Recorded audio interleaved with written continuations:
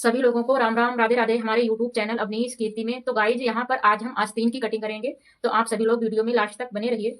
तो आस्तीन की कटिंग करने के लिए हमने यहाँ पर कपड़े को 2 बार फोल्ड किया है। एक बार इस प्रकार से फोल्ड किया है और दोबारा हमने फिर से इसे फोल्ड किया है। तो इस प्रकार से हमने कपड़े को डबल फोल्ड किया है। अब फोल्ड करने के बाद आपको क्या करना है, आपको एक लाइन सीधी इस प्रकार से खींच लेनी है। इस प्रकार से पहले आप एक लाइन को खींच लेंगे। लाइन को खींचने के बाद आप 2 इंच के बाद एक निशान इस प्रकार से लगा देंगे और इस पर एक सीधी लाइन को खींच देंगे 2 इंच का निशान लगाने के बाद। तो यहाँ पर हमने 2 इंच का निशान लगाया और एक लाइन और खींच दी है। इसके बाद में आपको इस लाइन पर इंची टेप रख के आपकी आस्तीन की जितनी भी आप आस्तीन की लेंथ रखना चाहते हो उस लेंथ से आधा इंच बढ़ाकर आपको निशान लगाना है। जैसे कि हम यहाँ पर ब्लाउज की जो लंबाई है वो 4 इंच रखेंगे, तो 4 की जगह पर हम 4.5 इंच पर निशान लगाएंगे, क्योंकि ऊपर से आधा इंच दबाव में आ जाएगा। तो हम यहाँ पर 4.5 इंच पर निशान लगाएंगे। 4.5 इंच पर निशान लगाने के बाद हम एक लाइन को और इस प्रकार से खींच देंगे। इसके बाद में हम क्या करेंगे, नीचे के लिए दबाव के लिए हम आधा इंच पर और निशान लगाएंगे इस प्रकार से, और एक लाइन इस प्रकार से हम खींच देंगे। तो यहाँ पर हम आपको अभी समझा रहे हैं, आप कंफ्यूज ना होइए कि आप इतनी सारी लाइनें क्यों खींची। देखो, एक लाइन तो हमने ये सीधी खींची थी, उसके बाद में हमने 2 इंच के बराबर एक लाइन खींची थी, और ये जो लाइन है वो हमारी आस्तीन की लंबाई के अनुसार हमने लाइन को खींचा आधा इंच बढ़ाते हुए, क्योंकि ऊपर जब हम इसको ज्वाइन करेंगे तो आधा इंच कपड़ा हमारा दबाव के लिए चला जाएगा। और उसके बाद में हमने यहाँ पर आधा इंच कपड़ा और छोड़ा है, क्योंकि जब हम नीचे के लिए तुरपाई के लिए कपड़ा छोड़ेंगे तो उसमें आधा इंच और हमने कपड़ा छोड़ा है, उस पर एक लाइन को हमने खींच दिया है। अब हमें क्या करना है, इसके बाद में आपको आपकी आस्तीन की जितनी भी मोहरी हो उसके अनुसार एक आपको निशान लगाना है। तो यहाँ पर हमारी जो आस्तीन की मोहरी है वो 6.5 इंच है।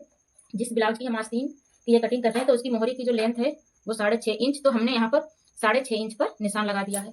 अब आपको क्या करना है, सबसे ज्यादा जो दिक्कत आती है आस्तीन को कट करने में, इसके आर मोल में दिक्कत आती है, क्योंकि कभी हमारा आर मोल बड़ा हो जाता है, कभी छोटा हो जाता है, तो सबसे ज्यादा दिक्कत आती है यहाँ पर। तो इस चीज को हम किस प्रकार से कट करेंगे, तो आपको क्या करना है, आप इसको एक साइड से रख देते हैं थोड़ी देर के लिए, और ये है हमारा ब्लाउज जिसकी हमने आस्तीन को कट करना है, उसका हमने लिया है ये बैक पार्ट। तो बैक पार्ट के बाद आपको इसका आर मोल जितना है उतना ही आपको अपनी आस्तीन में कट करना है। इससे आपका आर मोल जो है कभी भी बड़ा और छोटा नहीं होगा।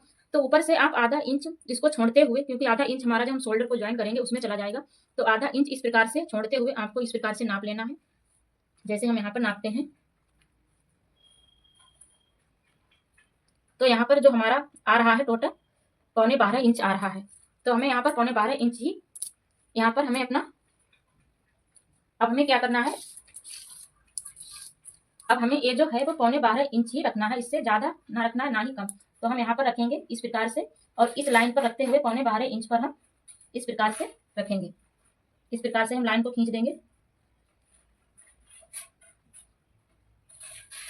इस प्रकार से हमने इस प्रकार से लाइन को खींच दिया। लाइन को खींचने के बाद आप इसको हल्की गुलाई देते हुए इस प्रकार से यहाँ पर हमने निशान लगा दिया, और नीचे से हमें 1.5 इंच, नीचे से हमें 2 इंच पर एक निशान इस प्रकार से लगा के हमने जो ये निशान लगाया था इस पर हमें निशान को लगा देना है।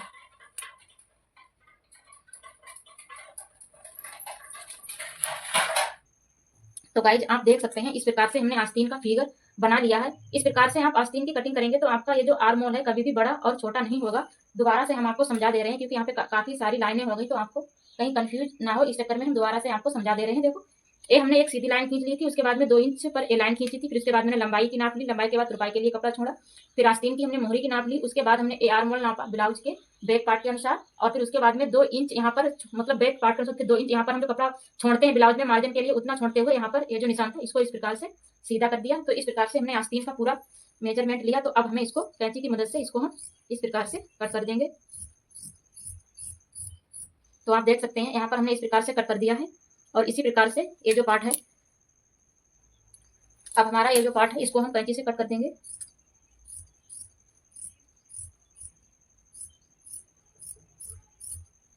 हमने कट कर दिया। अब हमें आगे के जो पार्ट होते हैं आस्तीन के, उसमें हमें कुछ इस प्रकार से हल्की गुलाई देनी होती है आगे के पार्ट के लिए। तो हम यहाँ पर इस प्रकार से कट करेंगे।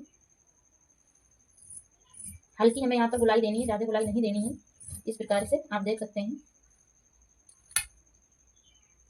तो यहाँ पर हमने आस्तीन की इस प्रकार से कटिंग की। आस्तीन काफी बड़ी है, क्योंकि 42 साइज ब्लाउज की आस्तीन है, तो आस्तीन जो है वो काफी बड़ी है। तो हम आशा करते हैं कि आपको हमारा ये वीडियो पसंद आया होगा।